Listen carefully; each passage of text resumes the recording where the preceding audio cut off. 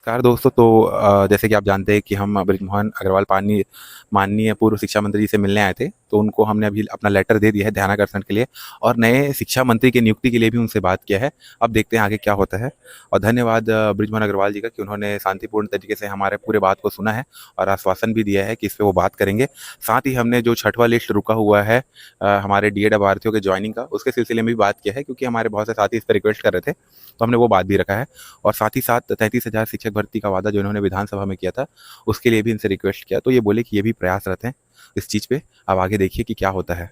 वैसे तो इनका धन्यवाद ही करेंगे हम लोग कि इन्होंने शांति से, बहुत ही हमने सोचा नहीं था, लेकिन इन्होंने शांति से हमारे पूरे बात को सुना और आश्वासन भी दिया कि इस पे बात करेंगे।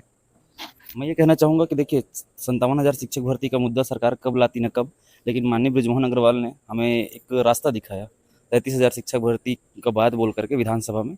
लेकिन यहाँ पता नहीं छत्तीसगढ़ सरकार में, शायद सरकार में क्या मंशा है, उनकी क्या नीति रही है कि उनको यहाँ से संसद भेज दिया गया, जबकि नियम से तो शिक्षक भर्ती होते तक रहने देना था। और इस पे एक और चीज़ बोलना चाहूँगा, ऐड करना चाहूँगा। मुझे पर्सनली ये लगता है, अगर ये शिक्षा मंत्री होते तो आज तक हमारा भर्ती हो गया, हमें ज्वाइनिंग भी मिल गया होता। और हमारे छत्तीसगढ़ को एक इनके जैसा शिक्षा मंत्री का ज़रूरत है, जो हमको मिलना चाहिए। कब तक कोई आदमी प्रभार में बैठा रहता है, इनसे बातें नहीं, तो किसी इंडस्ट्री पे ले जाएंगे, ऐसा थोड़ी चलेगा। हमें चाहिए प्रॉपर एक शिक्षा मंत्री जो शिक्षा के मुद्दे पर बात करे, छत्तीसगढ़ की बिगड़ती शिक्षा व्यवस्था के बारे में संज्ञान ले और उन पर कार्यवाही करे। धन्यवाद।